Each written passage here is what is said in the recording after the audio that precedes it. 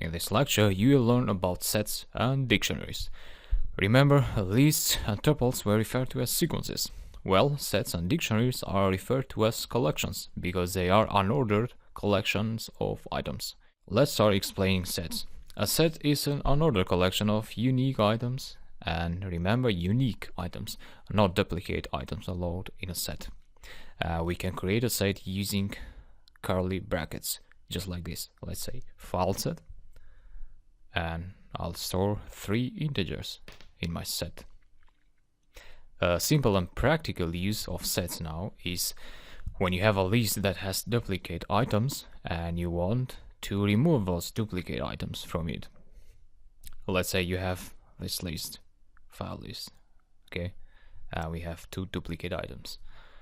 And to make a sequence of unique elements, you have to convert it to a set object. And we can convert a list to a set object using the set function. When you do that, duplicates will be removed automatically. So we are sort of updating our file list variable with a new value in this line of code.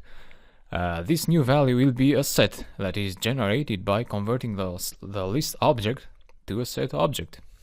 See now, printing the file list will reveal that duplicate items have been removed. And we now have a set object, not a list anymore. And that is because we converted our list to a set. But don't believe me and check the type of the object always.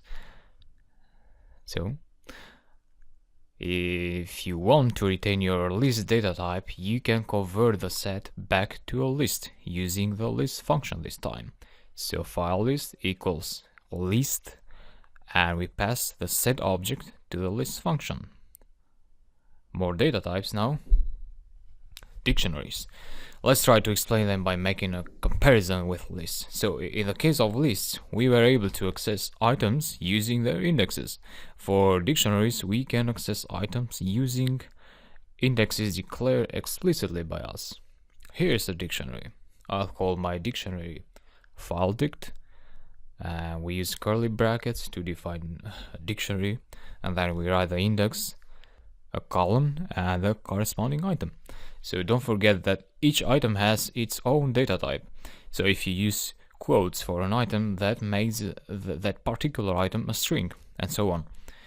The items in this case are 2015, 2017, and 2019, and they are referred to as values. So remember, values when we're talking about dictionaries. And the indexes are last year, this year, and next year. They are referred to as keys. So what we're dealing here is an object constructed by pairs of keys and values. Now, in the case of lists and tuples, we were able to access items using the default indexes.